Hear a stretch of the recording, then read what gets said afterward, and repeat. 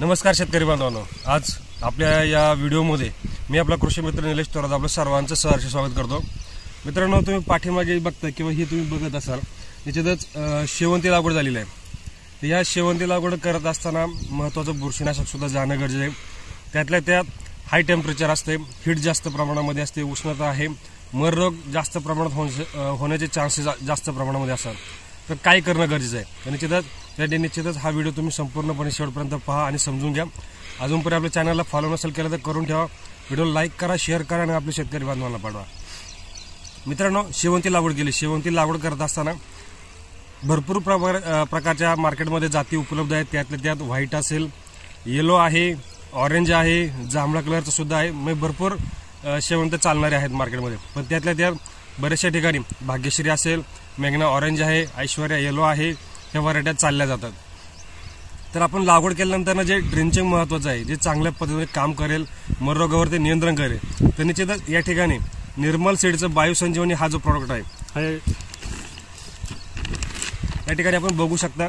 निर्मल सीडचं बायोसंजीवनी हा जो प्रॉडक्ट आहे, हा आपल्याला या ठिकाणी एकरी ही पॅकेट आहे, या ठिकाणी आपल्याला द्यायचे।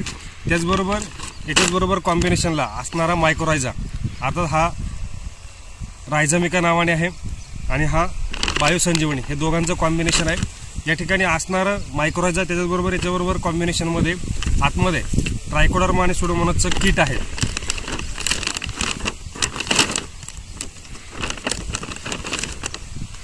या ठिकाणी तुम्ही बघू शकता, ही जे किट आहे, हे ट्रायकोडर्मा सुडोमोनासचं जे किट आहे, हे आपल्याला या ठिकाणी ड्रिंचिंगच्या माध्यमातून द्यायचं किंवा पाटपाणी असेल। तर हे दोन ॲप्लिकेशन आणि हा मायक्रोरायझा, या ठिकाणी तुम्हाला बॅरल दिसत आहे, तिकडे हा बॅरल दिसत आहे, हा तुम्ही बघू शकता। ह्या ड्रिंचिंगच्या माध्यमातून किंवा आपण ह्या ड्रिप सिस्टीमने याला आपण देऊ शकतो। तर हे आपल्याला द्यायचे।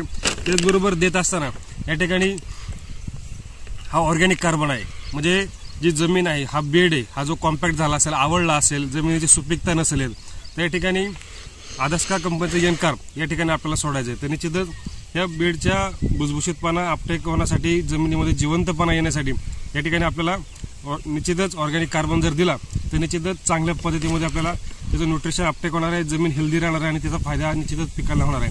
तर हे आपल्याला ॲप्लिकेशन या ठिकाणी करून घ्यायचे आणि ड्रिंचिंग ते आपल्याला मिक्सिंग करून घ्यायचे आणि आपल्या ड्रिपच्या माध्यमातून आपल्याला या ठिकाणी सोडायचे।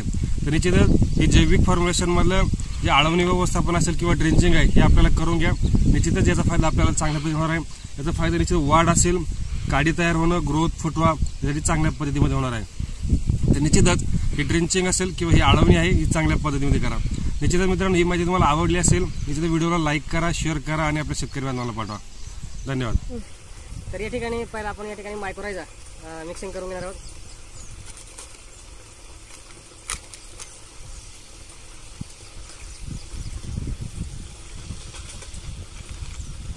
हा निर्मल सीडचा मायक्रोरायझा आहे, चांगल्या पद्धतीने काम करत असतो। तर हा या ठिकाणी आपण देणार आहोत।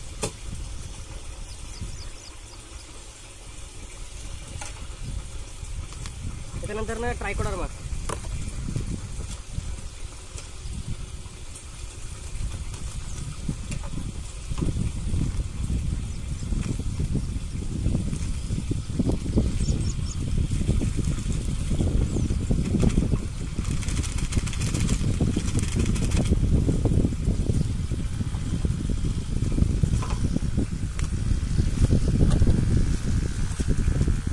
त्याच्यानंतर ना सुडोमोनास,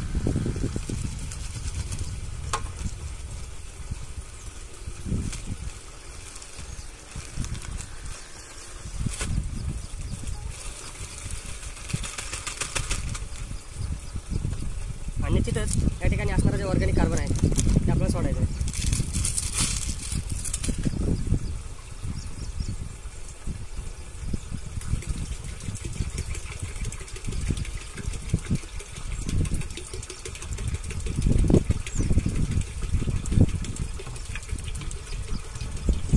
चांगला ऑर्गॅनिक फॉर्म्युलेशन मधला आहे, गट्ट झालेला आहे, तो आपल्याला या ठिकाणी वापरायचा आहे, चांगल्या पद्धतीने काम करेल।